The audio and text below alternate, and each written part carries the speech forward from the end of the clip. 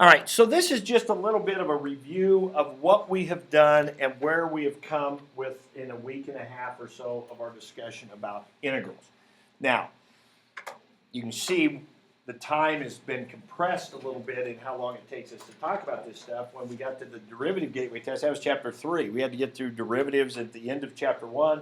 We got through all this stuff in chapter 2 with derivatives, and then had some more stuff in 3, and that's when we got to the gateway test. We had all the chart stuff learned. Well, all that stuff now we've learned, and so as we work it backwards, we still have all those connections. We don't have to relearn things.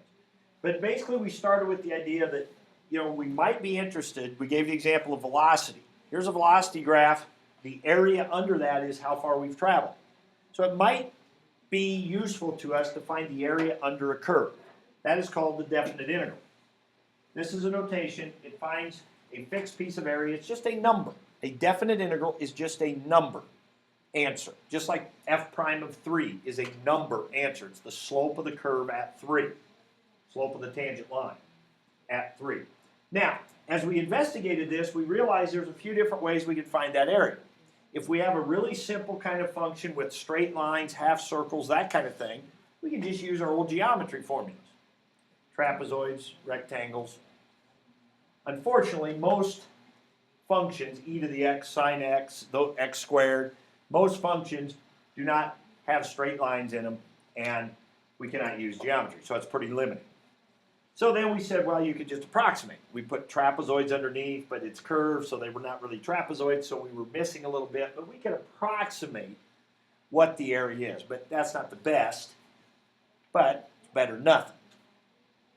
Well, then we got into the whole thing with the area function, and isn't that awesome how area is actually an antiderivative? So it's an antiderivative. We realized the antiderivative is somehow involved. And at the end of last week, then, we came up with the fundamental theorem part 2, which said all you really need to do to find the area is be able to get the antiderivative of the function, forget the plus c, plug in the b, plug in the a, subtract, and voila, you've got the area under the curve. Now, let's talk about that a little bit. If finding the area under the curve, like e to the x and sine x and x squared, can be gotten by an antiderivative, it might then be beneficial for us to take some time and make sure we know how to do antiderivatives. Now, here's where antiderivatives go a little different than derivatives. With derivatives, you take any function and write it down, we can do the derivative of it. We got a rule for everything. Products, quotients, a function in a function, in a function. We got rules for everything. Had a big page full of rules we had to memorize. It doesn't work that way with antiderivatives. Because remember, antiderivatives are derivatives backwards. So if you're going to do an antiderivative, what's that mean? For an antiderivative to happen? How do we check that something really is the antiderivative? You do the derivative of it to see if it gets you back where you started. So that means, so we can start with any function and get a derivative. But that means if every function has an antiderivative, that means every time we do a derivative, we have to be able to get every possible function out as an answer. Does that make sense? To go back the other way. And it doesn't work that way. For example, I could make them up all day here. This seemingly simple little function right here has no antiderivative. Doesn't have one. Why? Because there is no function can be found that when you do its derivative, you will get that. There isn't one. And if you think about it, it kind of makes sense because whenever you have something on the inside, we do the derivative, the inside stays there, right? Inside stays the same. And then you do tack on the derivative inside. So can you think of something that would have an x squared in it, like a cosine x squared, but when you do the derivative, what's going to happen? It wouldn't even be able to do 1 over. It doesn't, though. That's the trick. Because you might say, well, could you do a 1 over 2x times sine of x, or cosine, let's say, and it'd be negative. But the problem is, if that's the antiderivative, now let's do the derivative of that. Well, Well, but yeah, which means what do you have to do the derivative of that? You have to do a product rule. Because when there's an x in there, you got to do a product rule. And so it becomes a whole big mess of a thing. And it will not equal that at all. Yeah, now, I know where you were going with that, and that's actually something I would talk about. When we have a cosine, if there's just a 2 in it, the antiderivative, we can just kick out of 1/2, right? I know what you were thinking about there, yeah. Because now, when you do the derivative, you'll kick out a 2, the 2 will cancel the 1/2, right? As a matter of fact, we want to be able to do that, and that's true, but that only works on these simple ones. When you get something like this, yeah, that doesn't work. And so as it turns out, this right here has no antiderivative. And there's a lot of them that don't have an antiderivative. So then that kind of puts a different light on fundamental theorem part 2. As awesome as we thought that was, and it is awesome, it only works, excuse me, it only works if the function you're doing the area under has an antiderivative. And here's one that doesn't. So, because you might have thought, well, why would we even put this on the list? Approximate the area. Who wants to do that? We got this great thing here called the fundamental theorem part 2. It'll find the exact answer. Why approximate if we get the exact answer? Well, now you can see approximation actually is a big deal. There are times where, well, this curve right here. If we graph sine x squared, wanted to do the area from 0 to pi, couldn't use geometry because it wouldn't have straight lines. It doesn't have an antiderivative, so we can't do this. The only other option is approximation, and that's what Chapter 6 is for.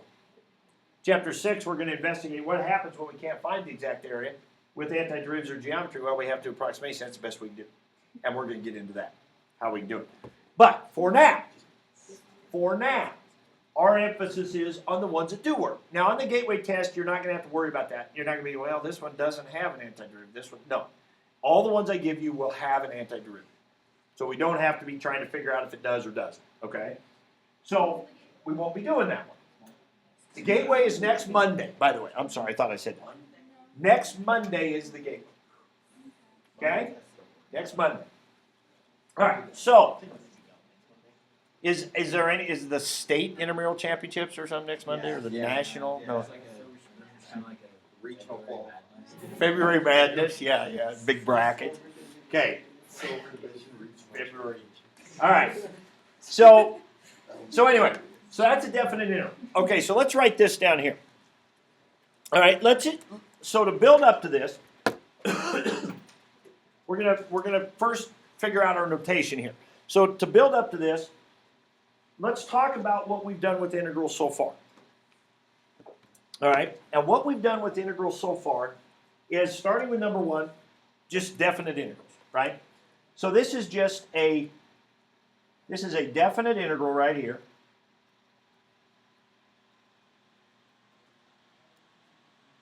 Right?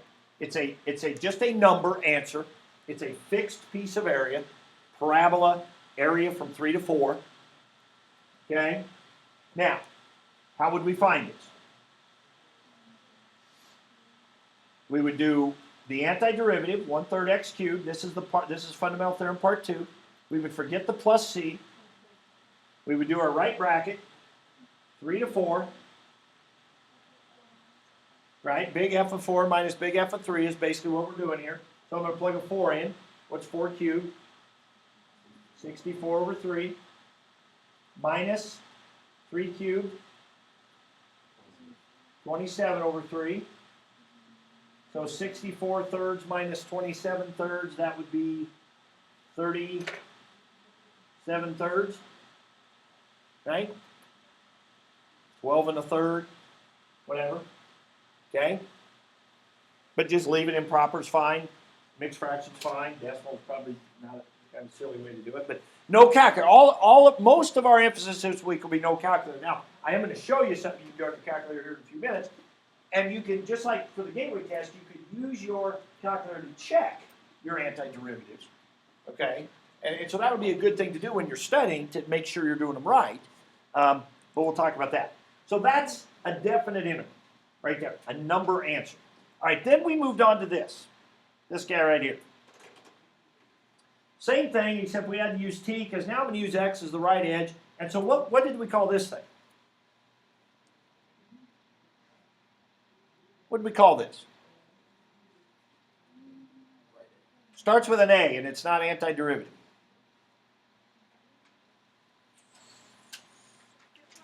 Two words. First one starts with A, second one starts with F. Area function. There you go. Excuse me. This is an area function. This is not a fixed piece of area, not a number. It is a function. Now, it turns out that it is also another word that starts with A, the antiderivative, right? That's what we always said. You see this, what do you think? Antiderivative. You see that X up there? Antiderivative. That was that whole big thing we, figured out last week. Fundamental theorem part 1, actually, is that the area function is an antiderivative. Now, there are actually two ways we could find it. Okay, one way we've done, and the second way we can find it we haven't done, I'm going to show you. You might like it here in a second. But one way we did is we said, hey, this is the antiderivative. Well, what's the antiderivative of t squared? Now remember, it's not t anymore, though. It's x, right? So it's 1/3 x cubed plus some c, right? Because we got this x up here, so our function, so this is some like big F of x, some antiderivative. So it's 1/3 x cubed plus c. Now, how can we find the c? Yeah, pretend we knew this was called f, so we would know that big F of 3 was 0, right? Big F of 3 is 0. If we can do the area from 3 to 3, that would be 0. So big F of 3 is 0, so we can plug in a 3, so we get 1/3 times 3 cubed plus c would have to equal 0. 3 cubed is 27 times a third is 9. 9 plus c is 0. C would be -9. So we would know this function is 1/3 x cubed minus 9. So we didn't get a number answer. We got a fixed piece of area answer. We got a area function as our answer. Yes?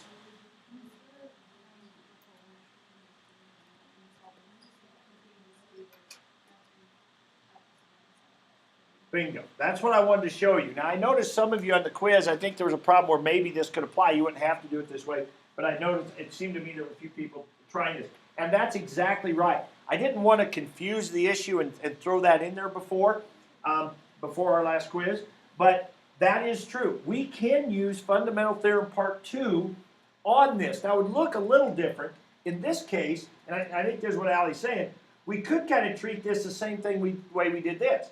I could say to myself, okay, what's the antiderivative of t squared? And that's 1/3 t cubed. Now, again, you're saying, why'd you do a t there? Well, remember, or notice what I'm going to do here.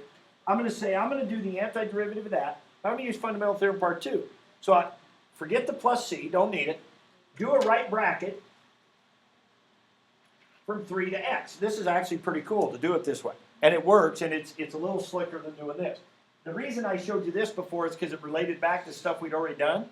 And I did want you to understand that whole initial condition thing. So that's why I wanted you to see that. But I do like this probably better. So now what do? You put an x in. So you get 1/3 x cubed. This also shows how it does end up being x in your final answer and not t. So we put an x in, and then we put a 3 in. And sure enough, you get 1/3 x cubed, and then minus 9.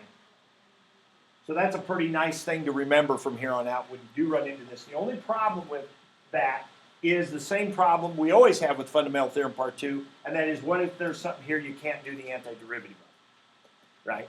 Then we have to treat it as, well, we wouldn't be able to do this either, but that's when we get into the derivative of the antiderivative, that kind of stuff, and the canceling and the whole Fundamental Theorem Part 1. All right, so these are the two things we have seen up until now.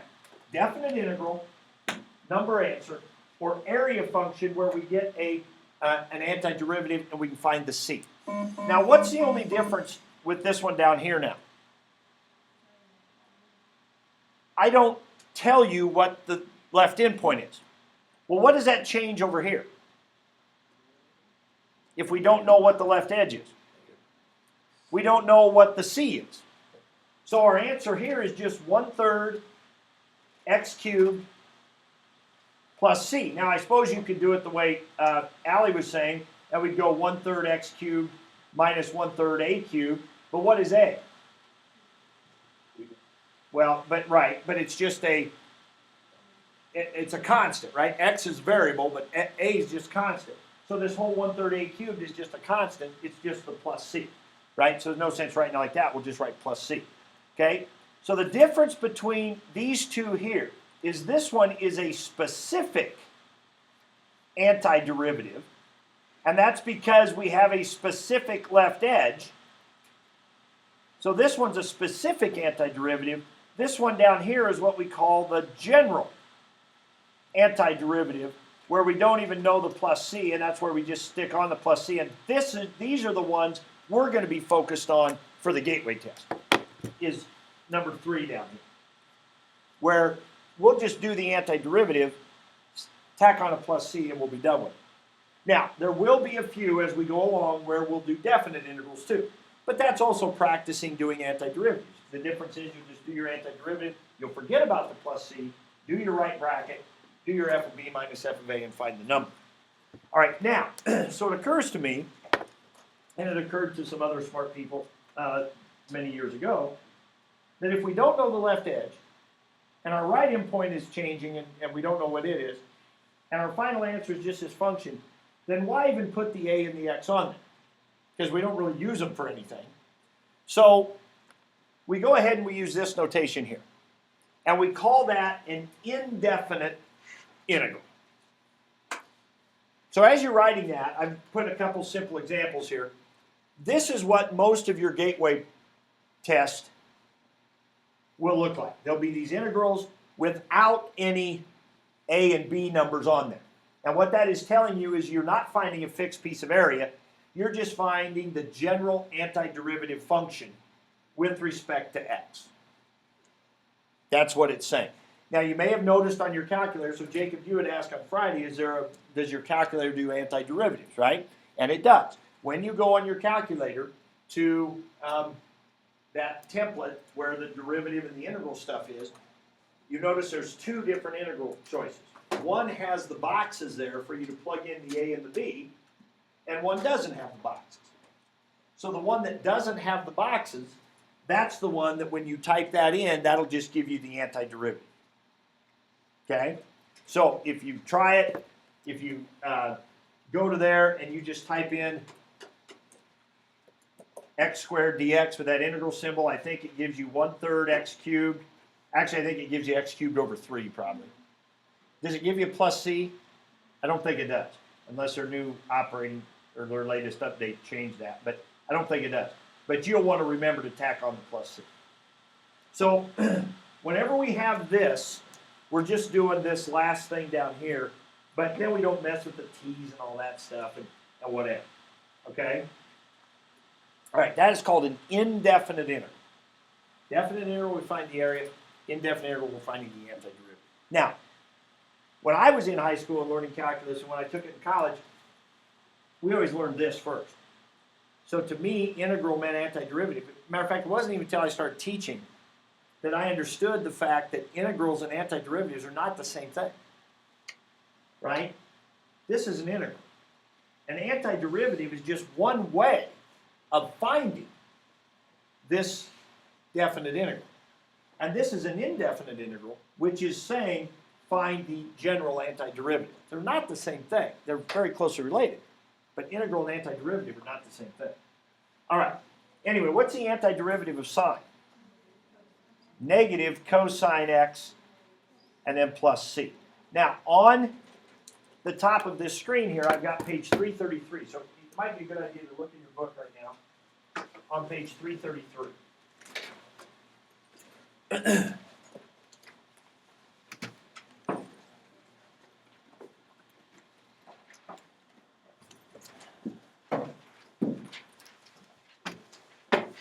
Now we had a whole page of derivative formulas for our last gateway.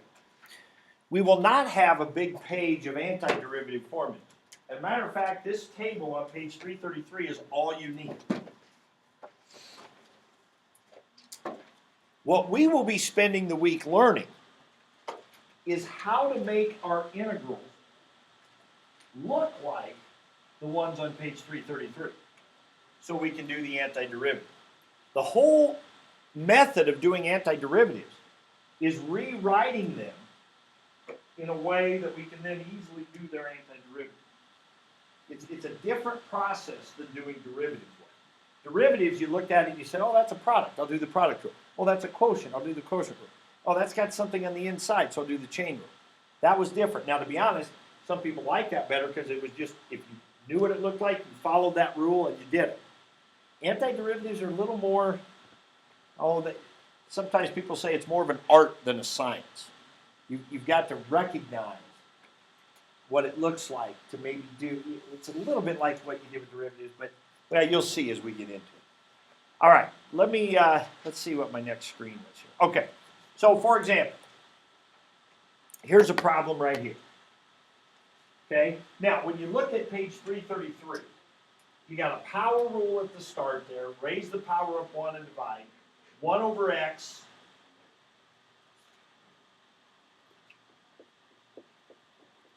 The antiderivative is natural log of the absolute value of x. Now I should comment just real quickly why that absolute value is there. Can you put a negative into the natural log function? No. You cannot put a negative into the natural log function. Now we haven't really worried about that in the past. When we were doing derivatives, we didn't worry about it. Here was our derivative rule. We didn't worry about absolute value. Well, here's why. Yeah, if you're given the original function is ln x, you know that x has to be positive. So when you do your derivative, the domain's already restricted.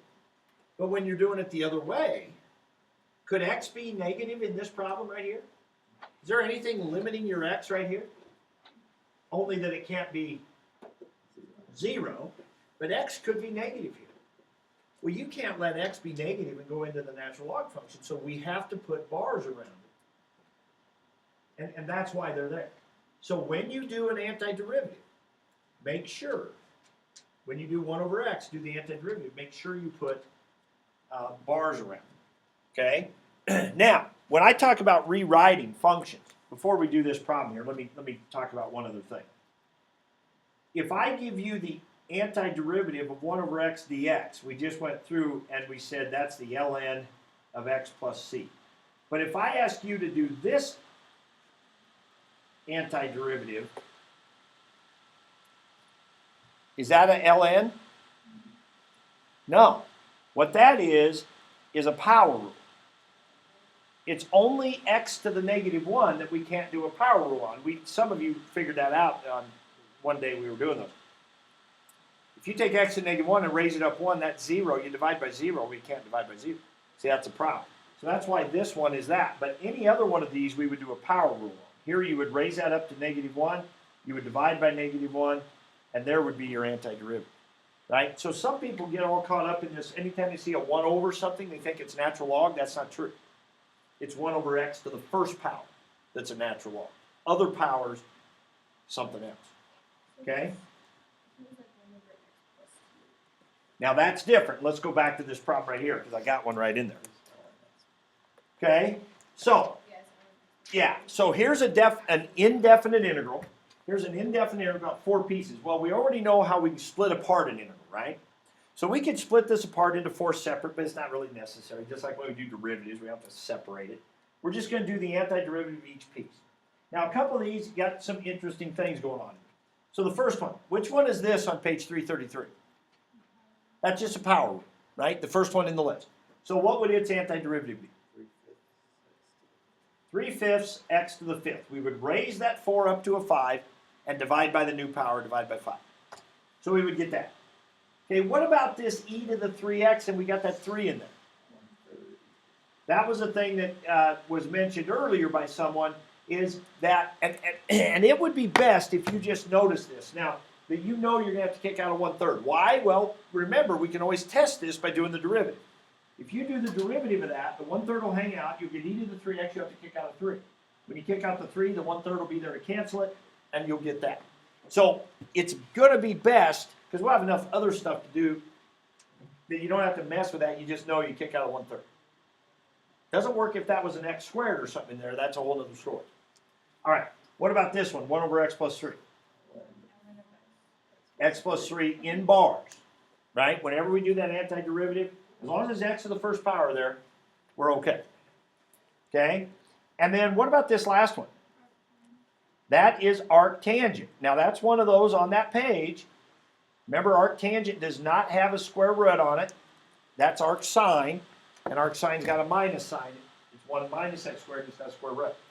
So you need to be able to just recognize these ones on page 333. Now notice there isn't like an arc cosecant, or there isn't a cosecant squared, because we don't run into those very often. Now we might, but probably not the gateway test.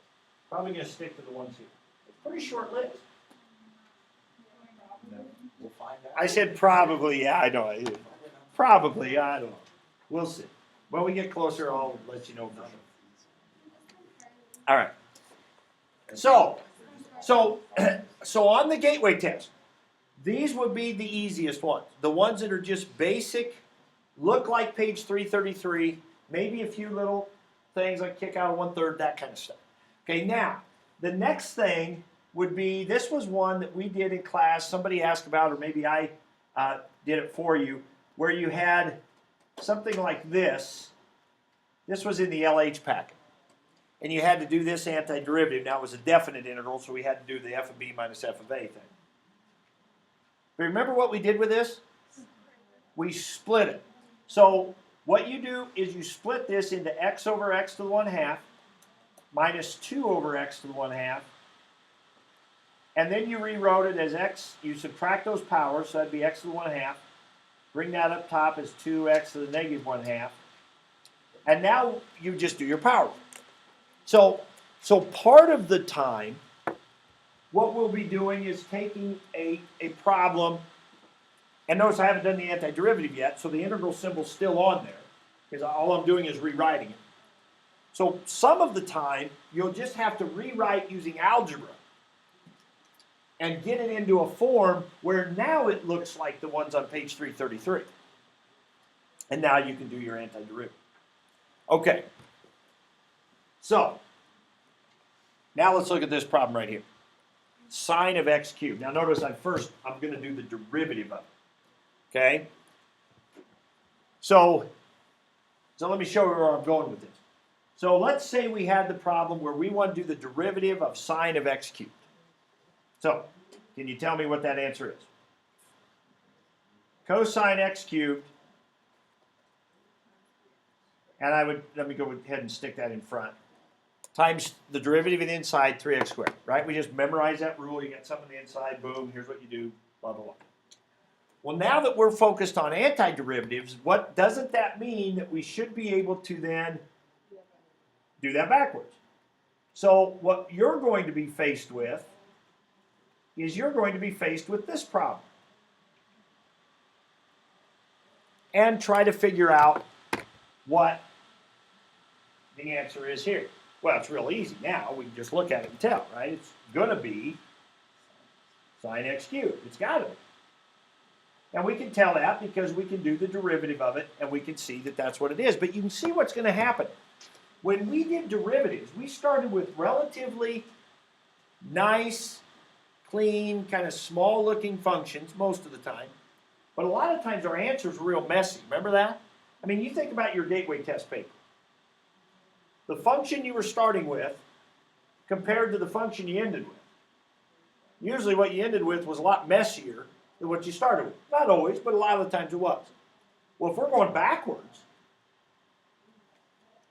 chances are that what we start with is going to be a lot messier than what we end with. Not always. Like the last one, it was about equal, right? But on this one, what you end with is a lot shorter and cleaner looking than what you started with. We would expect that. Now, the question is, how in the world could we have went from here to here? Well, you could have just thought backwards. You could have said, well, wow, it's cosine. The antiderivative of that I know is sine. And I know I always leave the inside alone. So it must have been sine of x cubed. But then if I check it, I would have done the derivative, which would have kicked out a 3x squared. Oh, that's sitting right there. That's nice. And so, oh, that must be it. It's just sine of x cubed. Well, unfortunately, they're not going to be that easy, where you can just think your way backwards through it. So we have a technique.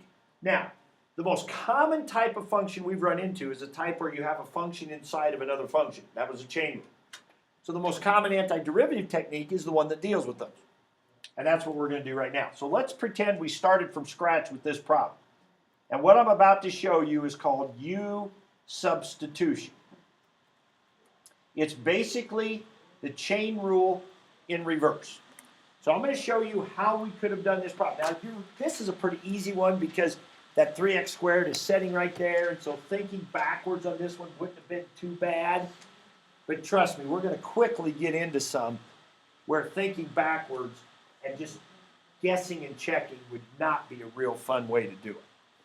Okay? You could probably get there on a lot of them, but it would be kind of a mess. So I'm going to give you kind of a series of steps you can go through to make it happen.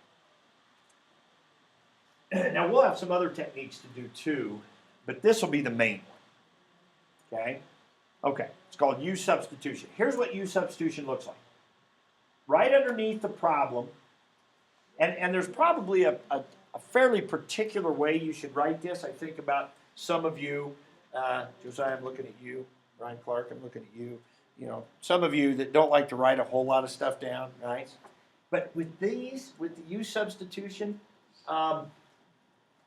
you know, the way you write it, and then this other one we learned is a pretty big part of getting it. So just a little tip possibly. So we start by doing this. We're going to let U equal something with the x's. Now, typically, it's the inside piece of some function that's in there. Now, not always, but often that's what it is. And so in this case, the inside piece is the x cubed. So I'm going to let U equal x cubed. Now, part of what you'll be learning over the next couple days is exactly what we just did there, figuring out what to let U equal. Sometimes it'll be pretty easy and obvious. Sometimes it might not be quite as obvious. Okay? And the first couple of homework problems today, they tell you what to let U equal. So it's kind of nice. Here's the next step. We want to do U prime. But we don't want to write U prime, and you'll see why in a minute. We're going to write it du over dx.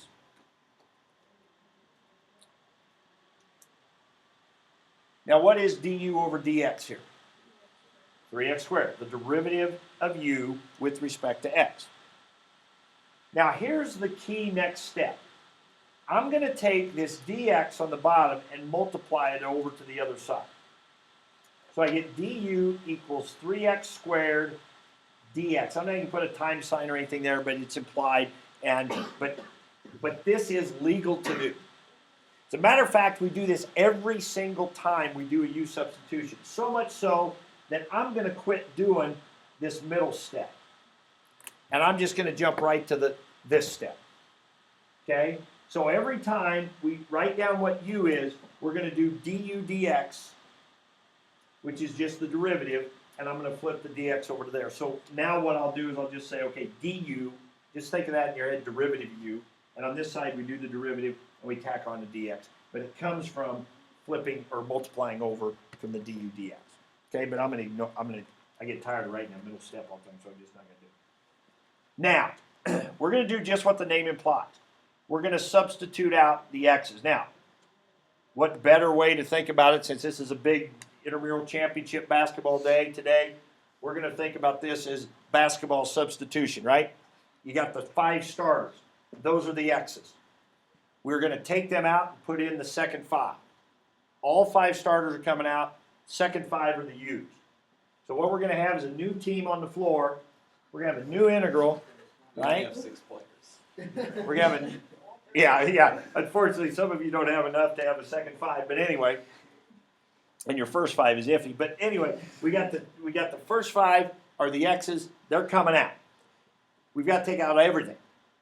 Everything, okay, has got to get substituted out. Now, we'll start with the easy one, which is where the U is at. So what is another name for cosine x cubed? Cosine of U. So in my new integral, it's now cosine of U.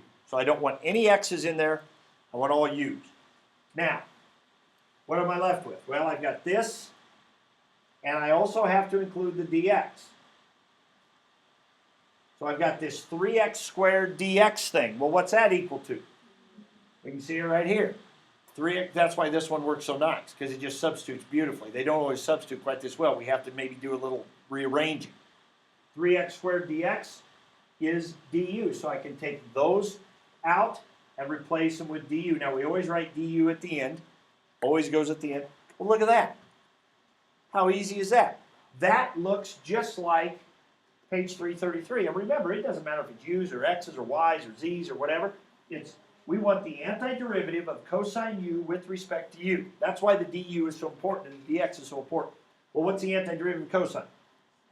Sine u plus c. Now notice I don't have the integral symbol anymore, because the integral symbol simply meant do the antiderivative with respect to u. So the du's gone, the integral symbol's gone. And now the starters are going to go back in. So we take the u out and we put in the x cubed. And sure enough, we end up with what we knew we were supposed to get on the other page. Okay? We were supposed to get that, and we certainly end up with that now by doing that. I like to circle them up here to make sure I account for everything, because sometimes it's easy to forget something. But I'm not grading you on that, but just my little hint for you. Okay? Yes? No. Like the second derivative kind of thing. There is such a thing as double and triple integrals, but we're not getting into those. Okay? All right. So, let's talk about this one. Let's talk about this one right here. Now, we should know this one is going to be what? 1/5 sine 5x plus c. And that's how I would want you to do this one. I would not want you to mess with the whole u substitution thing. But I just want to show you here, and you don't have to write it if you don't want to. I'll just go through it quickly. I want to show you what it would look like with u substitution. We would let u equal 5x. The du dx would be, what's the derivative of u? 5, but then the dx that's down here would flip over to there, and I would just have that, right? So I skipped that in-between step. The du over dx is equal to 5, and then multiply the dx over, right? Now, when I go to substitute out, so I take this out, and I would get cosine of u, but I haven't subbed out the dx yet. So dx, what's dx equal to? Yeah, see, this is where I said sometimes you have to do some rearranging. We don't know what dx equals until we move that 5 over, and it's perfectly legal to do. Now, I wouldn't divide, because then you get into weird-looking stuff. I would make that a fraction, okay? And so now we can tell that dx, so I can take dx out, and in its place put 1/5 du. Now, the 1/5 I would put out here. Remember we talked about a constant we pulled out in front? And the du, those always go at the end. So I would put the 1/5, so I'm going to put 1/5 du in here, but I put the 1/5 out front, and I put the du at the end. Sure enough, you can see what happens. The antiderivative of cosine is sine. The 1/5 would just hang out there. We get sine u plus c, and then we put the starters back in. We get u out, we get 5x in, and we got plus c. And we knew that's what it was going to be. I would never want you to do u substitute someone like this. I think it's just too much work for one that you could just quickly and easily do. Okay, but you can see why it would work. Okay, for anything where it's on the inside. Okay, now let's look at some where just some kind of interesting kind of little things you have to deal with might happen. So go ahead and write down this one.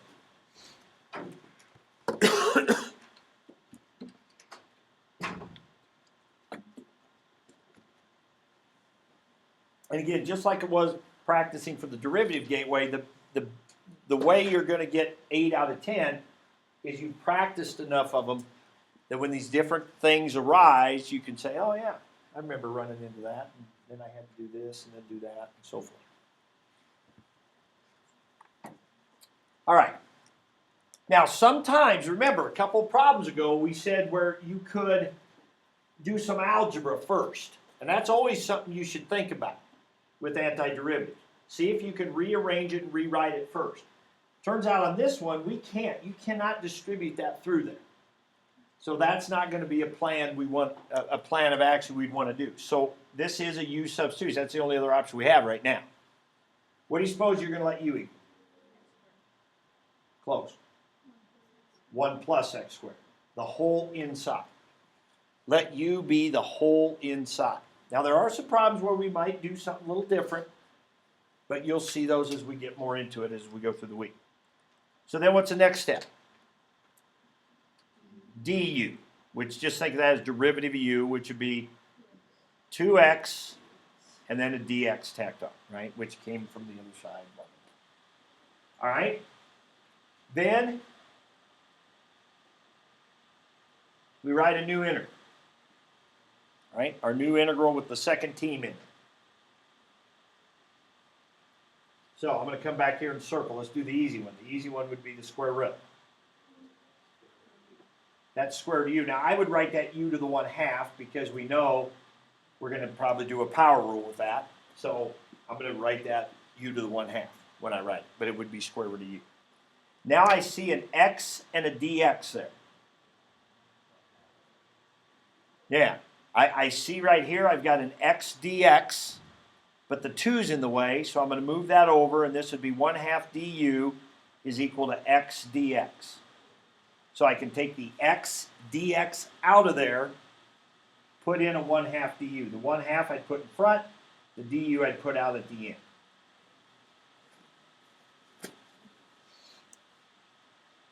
Now this looks like page 333.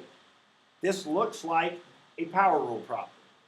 So the 1/2 will just hang out. What do I do with u to the 1/2? Raise it up to 3/2. Divide by 3/2, which means times by 2/3.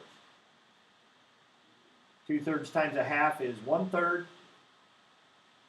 U to the 3/2 plus c. Notice when I do my antiderivative, the integral symbol goes away, the du goes away, because they were just there telling me to do the antiderivative with respect to u. I've done it.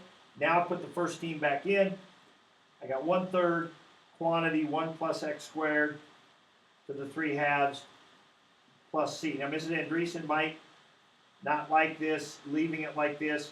I know in algebra class when you started with a radical, you probably were supposed to finish with the radical. Your final answer should be in radical form, and we won't worry about it. So when we go to this, and we've got the power, once we go back to the x's, we can leave it like that.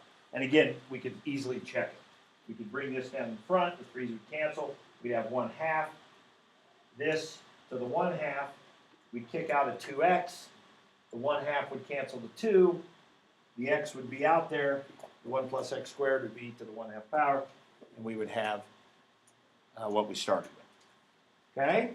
That is u substitution. Now I want to do one more with you, which is a definite integral. Any questions so far? Okay? So, let's do this one. Those will be on Gateway. Definite integral. No, the U substitution. Oh, for sure. For sure. Matter of fact, it'll be the biggest part. So if there's 10 questions on there on the Gateway test, probably 1 or 2, 3 at the most would be basic antiderivatives like page 333, right? Of the remaining 6 to 8, probably 5 or 6 to 6 of them will be u substitution. It's the most common technique for antiderivatives because it's used anytime there's something on the inside. And we almost always deal with functions that have something on the inside.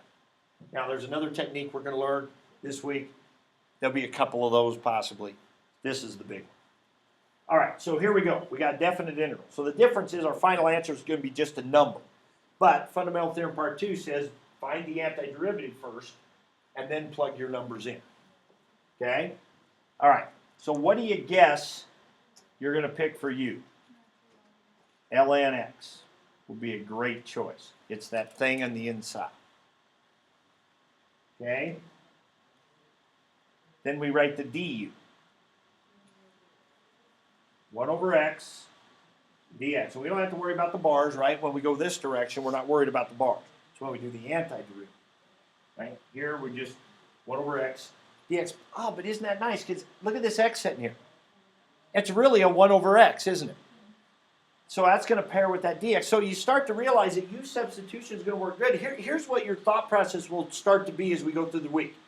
You would look at a problem like this, because think about it. I just said I'm going to show you another technique, and then sometimes you don't have to use u substitution at all. So part of the thing you're going to have to learn is, which technique do I use? Well, when you're confronted with this, as you get good at these, when you're confronted with this problem, here's what will come to your mind. You'll go, oh, wow, if I let u equal, and you'll say, wow, too. If you'll say, oh, if I let u equal the inside, if I let u equal ln x, you'll already be thinking of the next step. You'll say, if I let u equal ln x, then what's du?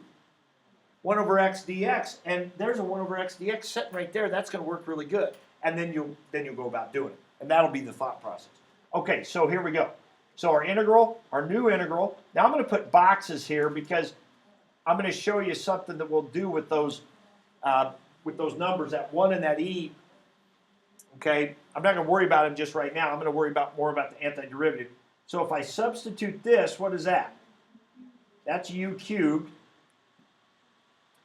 And then this and this is the 1 over x dx, right? It's not x dx, that's 1 over x dx. And that is the du. So look how nicely that problem simplifies. Now, I'm not worried about the 1 and the e right now. I'm just worried about the antiderivative. So let's do the antiderivative. That'd be 1/4 u to the 4th. Now, we don't have to tack on the plus c because we're doing a definite integral. I'm going to do my right bracket. But let's put the first team in. Now I'm going to scoot this over because I'm going to show you something else here in a minute. So let's put the first team back in, which was the ln x. Right? So I got 1/4 u to the 4th. Now I'm going to do my right bracket and do the 1 and the e. Right? Remember that? So I don't care about the plus c when I'm doing a definite integral. And now I'm going to put the 1 and the e in. So I put the e in. What's ln e? ln e is 1. 1 to the 4th is 1 times the 4th, so that's nice. That's just 1/4. Minus, now put a 1 in. What's ln 1? 0 to the 4th is 0 times the 4th is 0, so that's cool.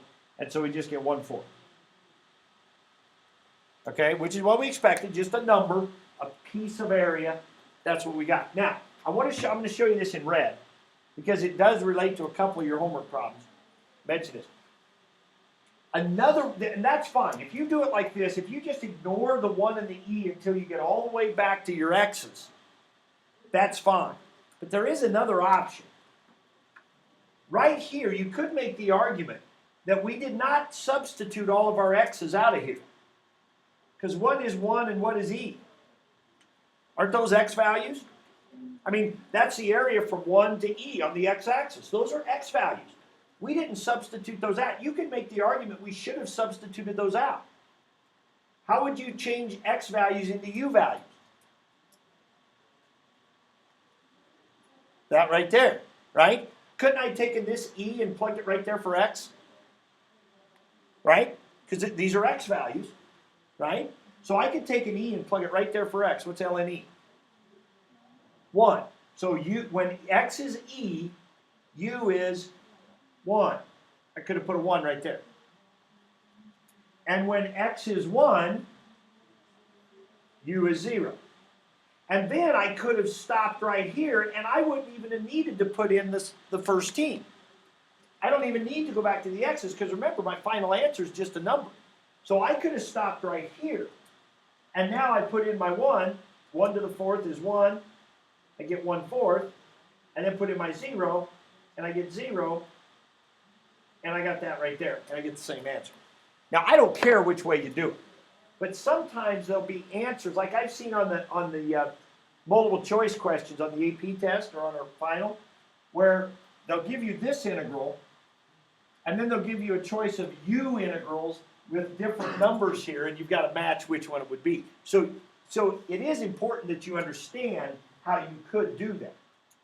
When you rewrite your new integral with u's, you could rewrite these values as u values also, and then just do it.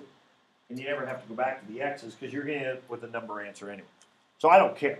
Do it either way. But you'll see on the homework there's a couple of problems. All right. So that's good enough here. Let's kind of use up most of the time. Apologize for that. But on your assignment sheet,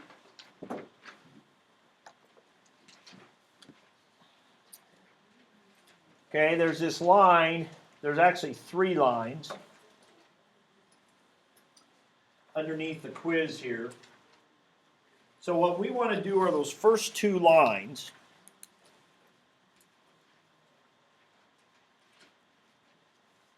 And that's probably enough. Now, the second line, or this last line, where it's in bold, remember we had that page when we were doing the gateway derivative test? We had that whole big page of a bunch of problems, and I said, okay, do any 10. Now do another 10. Do another 10. To get more practice. Well, that's kind of what that is right there. There's a whole bunch of problems, about 50-some problems. So do this first 2 lines for sure, and then it would not hurt you at all to get into, that section there and practice a few more. But we're going to be working into that tomorrow. But then sometime tomorrow or Wednesday for sure, we're going to learn a new technique, and then we're going to be reviewing as we go through the week, and just a lot of practice time too. And figuring out what some of the different little tricks and little kind of complicating factors that can arise in these problems. And you'll find out there are a number of them as you get into it. Okay? All right. So that's for tomorrow.